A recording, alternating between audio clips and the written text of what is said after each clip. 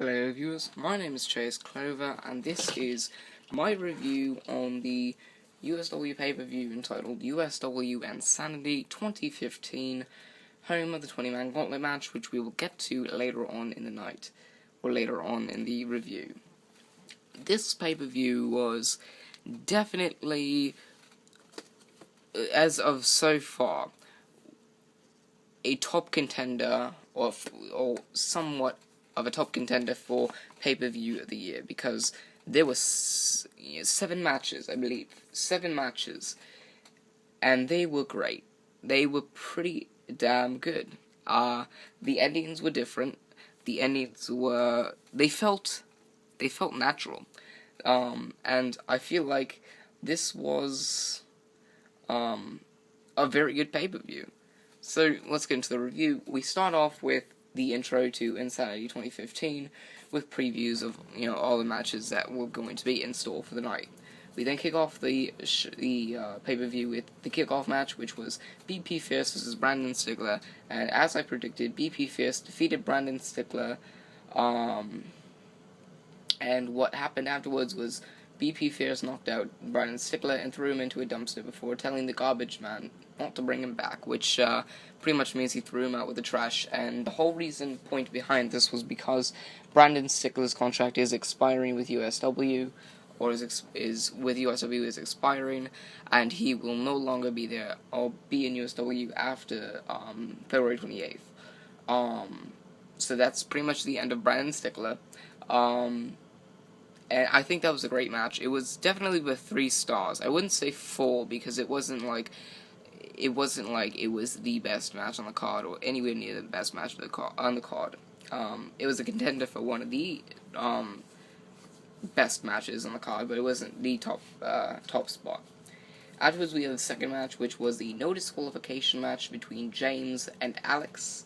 James defeated Alex, and he defeated him via submission. He got him in this leg to the neck, and he put his leg around his neck, or around Alex's neck, and grabbed his ankle and pulled his ankle, so that way it was constricting Alex, and Alex ended up tapping out to that. And I think it was a great match. It was definitely a 4-star match because there were so many high-flying spots. You had James flying off the top turnbuckle and onto Alex down at the bottom of the ring. You had Alex move off the commentator's table, and James fly over the top rope and through that table. You had Alex and James fighting on the barricade, and then having James at the Insagiri knocking Alex into a bunch of fans. You had Alex do a leg drop from the timekeeper's desk to James while he was laying on the barricade. It was great. The match went for about 20 minutes, and it was definitely an exciting match, and it was definitely 4-star worthy. The only reason why I wouldn't give it 5 stars was because it didn't seem to pull me in all that much. I didn't know what it was about it, but there was something about it that just made me feel like it was not natural. But either way, it was a great match, and it was definitely 4-star worthy. Afterwards, we had an interview with Seth, who, after turning heel, I forgot to mention that on the Intensity review that I did 2 weeks ago and that I did last week, but we had an interview with Seth, and he pretty much discussed the topic of him being the world champion and him wanting to be the world champion, which would lead to his match with Capital and Yo-Yo Joe later on in the night for the world championship. Afterwards, there's a confrontation between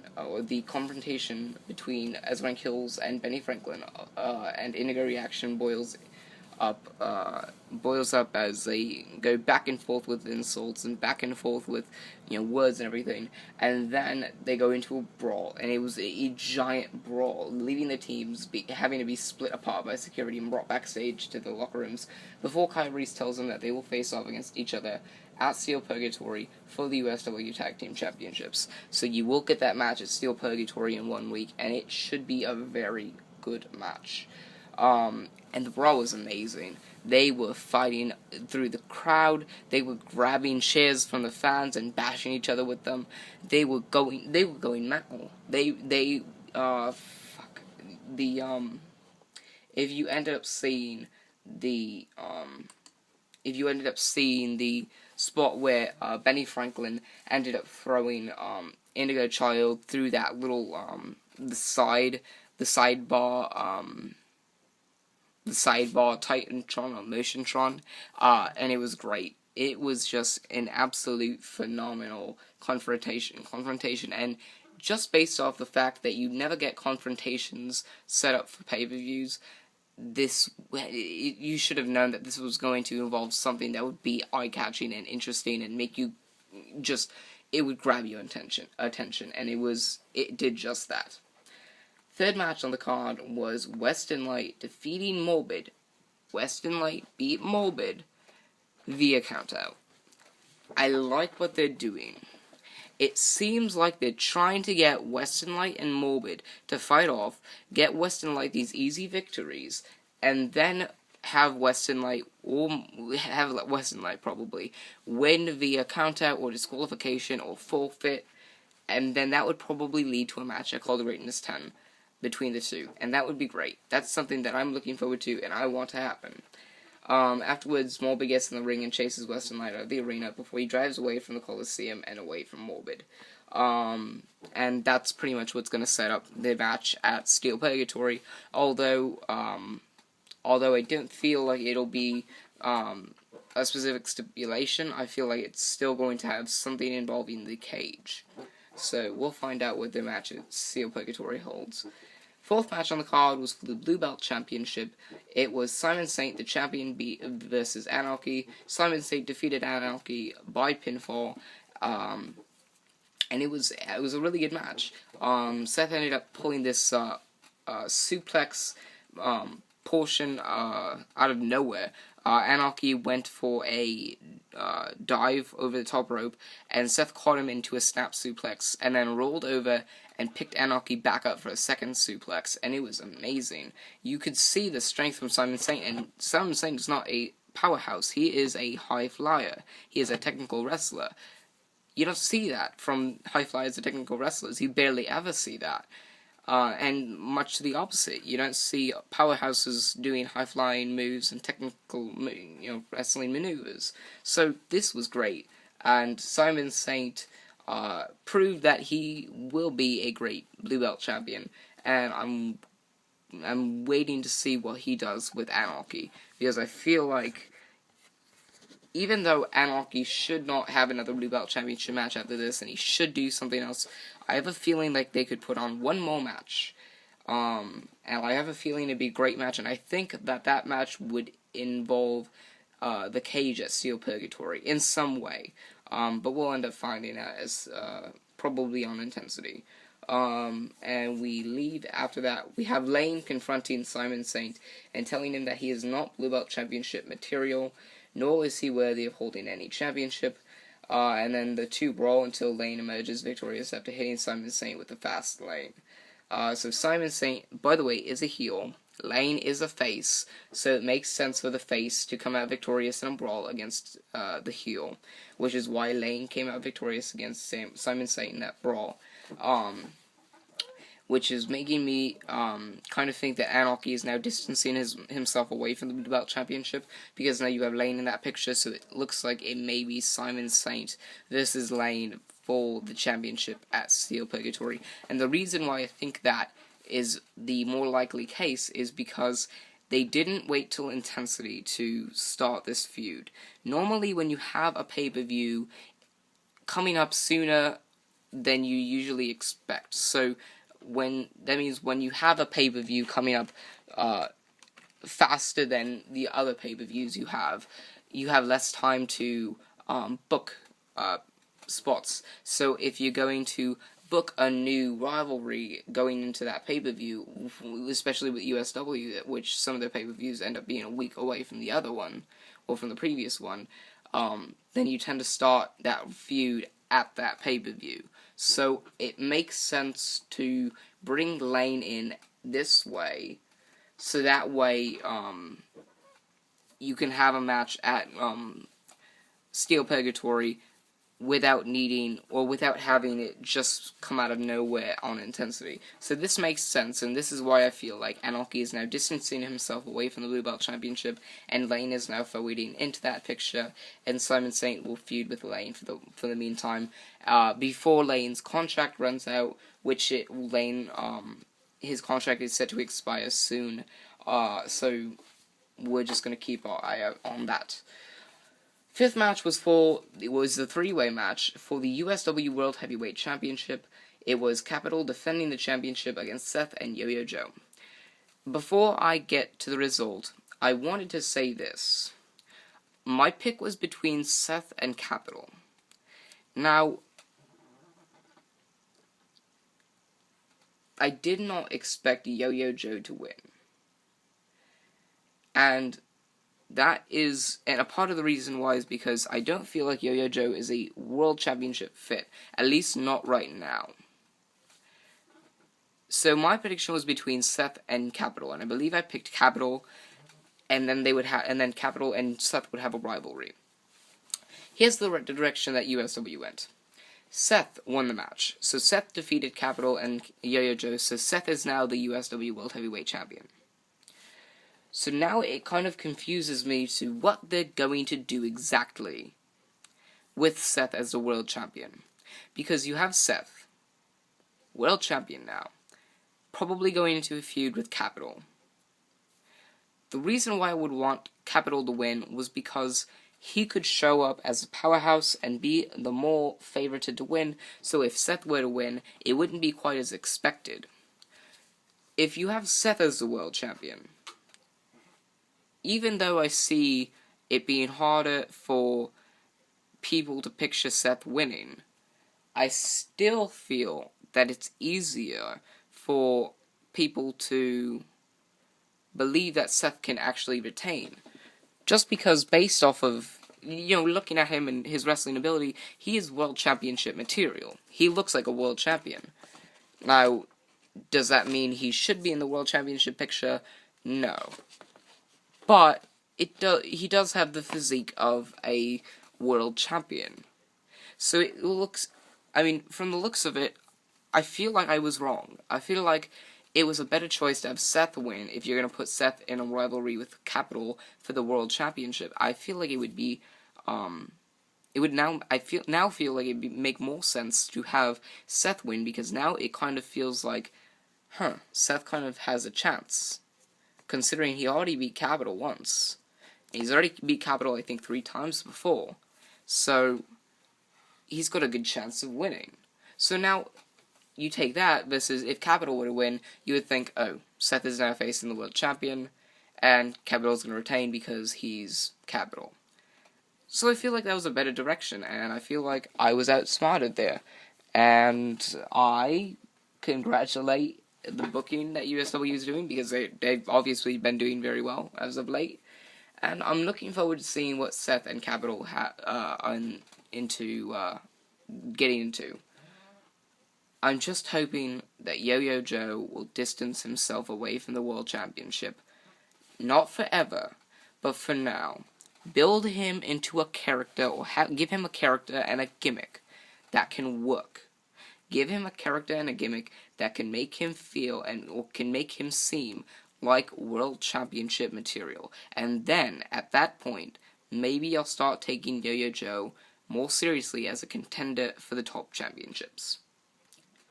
Afterwards, Dustin Raymond called the police on Dwayne Porter for quote-unquote stealing his car, and Porter ends up getting arrested and taken down to Central Booking. I like the promo because it gave you a good sense of thinking, Dwayne Porter just got arrested. So now does that leave a spot open for somebody else, or will they let Dwayne Porter come back in, and this is just something to make you actually wonder what's going to happen? Because I'll admit, for a second, I kind of thought that they were actually going to take Dwayne Porter out of it, so that way Dwayne Porter and Dustin Raymond could feud until until Called Greatness 10, without one of them winning. So that way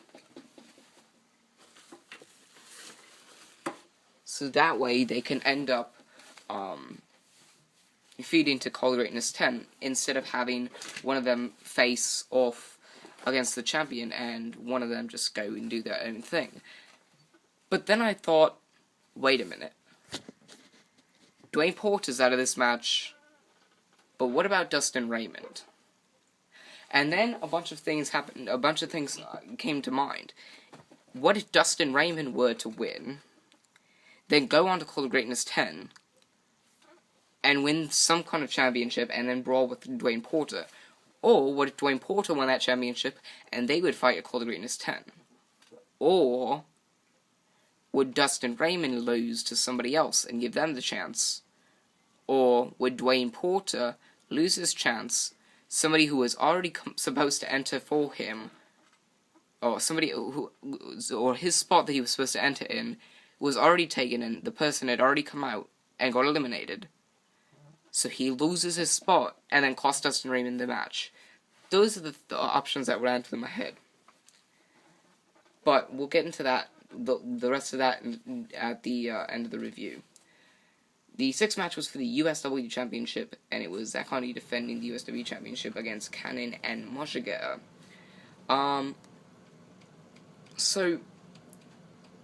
Alright. There was so many options you could have gone in. Now, obviously, if Zach Hardy were to have lost, then that would have meant he would have had his rematch at Steel Purgatory. If MAJAGETTA or Cannon were to have won, he would get his match against them at Steel Purgatory.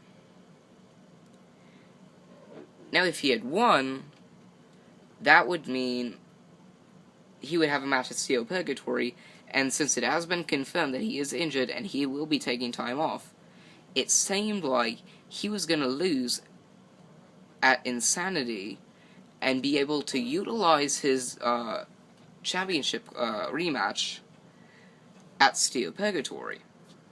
Now, since the other option was if Zach Hardy won, he would have to either hold on to the championship at Steel Purgatory and leave with it and continue his long reign, or lose at Steel Purgatory and end up losing his championship clause.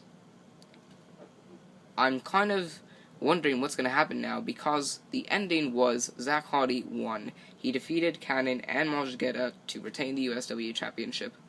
And then, the most surprising thing of the entire night, MAJAGETTA, Hardy's longtime friend, and probably one of the best faces USW has ever had, MAJAGETTA turns heel.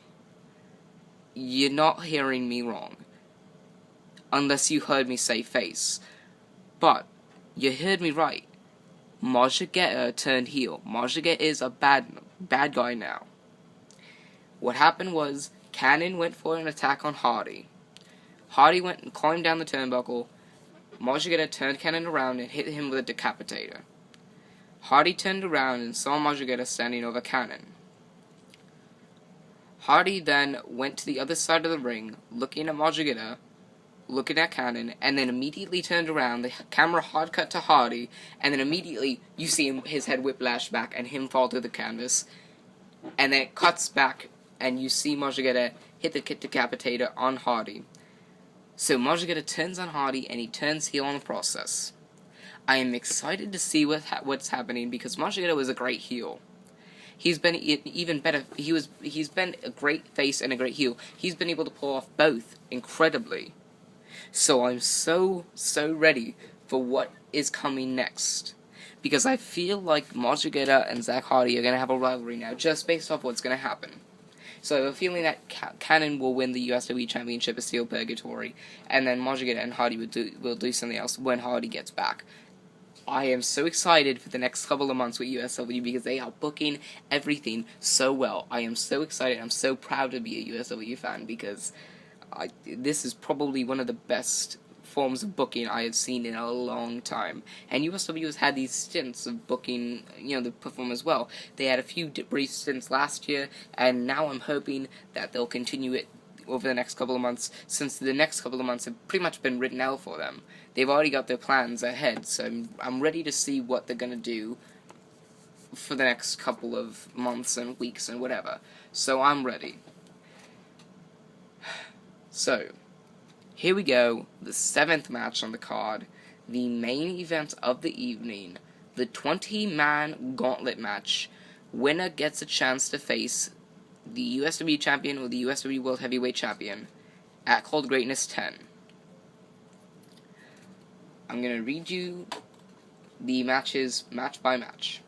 So, from starters to completions. Ash and Amor start out the match. Ash ends up picking up the victory over Amor. Ash then goes on to face DHIG. Ash then goes on to defeat DHIG as well. Washington goes on to defeat Ash. So Washington beats Ash. Washington then faces MC4. Washington then beats MC4. Washington then faces Crimson Red. This is where it gets interesting, because Washington then defeats Crimson Red. Chris Ross then comes out next and defeats Washington with the distraction from Crimson Red. Now, if you know what this means, then you know it looks like we're gonna have a Crimson Red and Washington rivalry.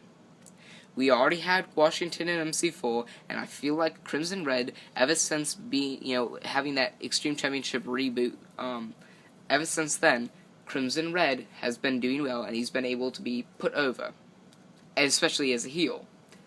So now, I feel like he's going to be able to pick up, or help Washington with his career, and I feel like Washington has a good chance of making it to the big time with the help of Crimson Red. So Chris Ross beats Washington with the distraction from Crimson Red. Philip Akron comes out and he defeats Chris Ross. Greyhound comes out and Philip Akron defeats Greyhound. Hanasley comes out and defeats Philip Akron. So by this point in time, we have already passed our 10th entrant. So now we are halfway through the match, entrance-wise. Fernandez then comes out and defeats Hanasley. Alexander Rotten then comes out and defeats Fernandez. Titanfall, the Extreme Champion, defeats Alexander Rotten. Prophecy then defeats Titanfall. Prophecy then defeats Rain. Prophecy then defeats Gringo. Lone Wolf then defeats Prophecy. And here we go, something that, was kind of, ever since the Dustin Raymond Dwayne Porter promo, it was like, is this going to happen? Are they going to do this? We're going to find out. Dwayne Porter comes out and defeats Lone Wolf. So Dwayne Porter somehow breaks free from jail and comes down and ends up getting into the match. So Dwayne Porter beats Lone Wolf.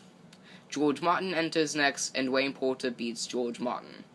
Now, if you've been paying attention to what I've been saying, you know how this concludes, and especially if you watched it. Dwayne Porter versus Dustin Raymond.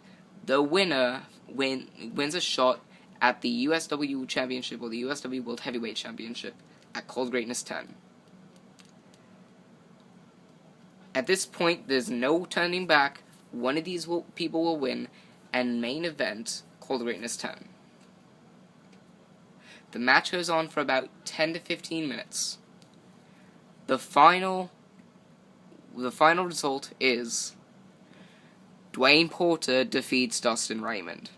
So Dwayne Porter wins the 20-man gauntlet match by last defeating Dustin Raymond.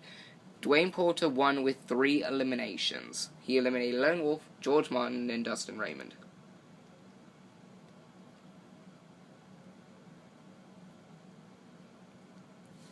What is this going to mean for Dwayne Porter? I am waiting and waiting and waiting to find out, because I know whatever awaits Dwayne Porter, he is going to take it and run with it. Because Wayne Porter has always been a great performer. He always has been, always will be, until the day he leaves. I am excited to see what happens. That's the review for Insanity. Great show, great pay-per-view, 5 stars. This was a 5-star pay-per-view. The booking was incredible. The way they presented the matches were incredible. The promos in between, and segments and endings of the matches in between were amazing. The hype you had, not just going into the pay-per-view, but also during the pay-per-view, which is very hard to accomplish, having hype while the pay-per-view is going on. Having all this intensity going on, and having it really be the title, or the pay-per-view name, actually mean what the pay-per-view was about. It was just Insanity. And it all concluded with Dwayne Porter finally, after, I believe, if I'm not mistaken, after 9 years of being a professional wrestler, 9 years, working in the indies, making his way to USW, getting into a spot with USW, that he is actually able to accomplish something, and now being able to hit that spot where he's able to get a chance to face whoever for whatever championship at Cold Greatness 10. The only thing I want now is to have Dwayne Porter win at Cold Greatness 10. There is no way that you can do anything at Cold Greatness 10, or there's no way that you can have Dwayne Porter lose at Cold Greatness 10. There's just no way, as long as you keep booking him as solid as he's supposed to be booked, and as he should be booked based off of last night's match. Great pay-per-view, 5 stars, worthy of watching again. I think with the new series that I'm trying to make, which is me going back and reviewing past, shows of intensity, past whatever, and then researching and doing my research on what ended up happening, and just looking back at it and thinking of my shit now, or thinking of what it was like now. I think maybe by next year, by this time next year, or 2 years from now, if that series is going on, this may be one of the things that I would review again, because this was a great pay-per-view, and I think it may be one of the best USW pay-per-views ever. And hopefully we have a long history of USW remaining. So I'm happy with the pay-per-view. I am happy. I'm glad I paid $30 for it. It was well worth it. So that was my review on the 2015 USW pay-per-view, USW Insanity 2015. Thank you for watching. Remember to like, favorite, and subscribe for more. I am Chase Clover, signing off.